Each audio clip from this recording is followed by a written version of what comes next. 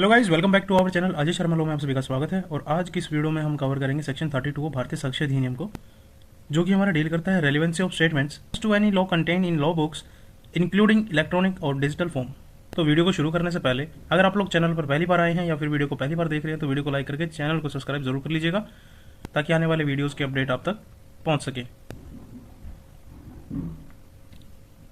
Relevancy of statement has to any law contain in law books including electronic और digital form, यानी कि अगर court को किसी लॉ के बारे में ओपिनियन बनाना हो तो लॉ बुक्स में लिखी हुई बातें एविडेंस के रूप में रेलिवेंट मानी जा सकती हैं। इस सेक्शन में हमें बताया है। और ये लॉ बुक्स सिर्फ प्रिंटेड ही नहीं बल्कि e books, online legal database और डिजिटल लॉ बुक्स में लिखी हुई लीगल स्टेटमेंट्स भी कोर्ट जो है कंसिडर कर सकती है इस सेक्शन के अंडर। तो चलिए आज की वीडियो को शुरू करते हैं। तो ये जानते हैं हम सेक्शन 32 को इन डिटेल में।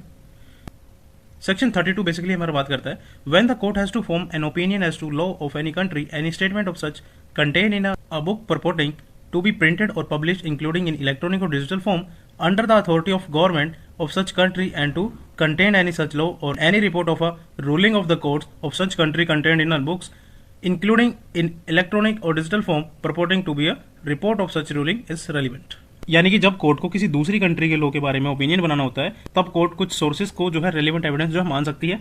कोर्ट इन चीजों को जो है कंसीडर कर सकती है उस कंट्री की गवर्नमेंट के अथॉरिटी से पब्लिश हुई लॉ बुक, अगर किसी बुक में उस कंट्री के लॉ जो है लिखे हुए हैं और वो बुक जो है गवर्नमेंट अथॉरिटी से प्रिंटेड या फिर पब्लिश है, चाहे वो प्रिंटेड हो या फिर इलेक्ट्रॉनिक या डिजिटल फॉर्म में हो, तो कोर्ट उस बुक को जो है रेलिवेंट एविडेंस जो है मान सकती है इस सेक्शन के अंडर।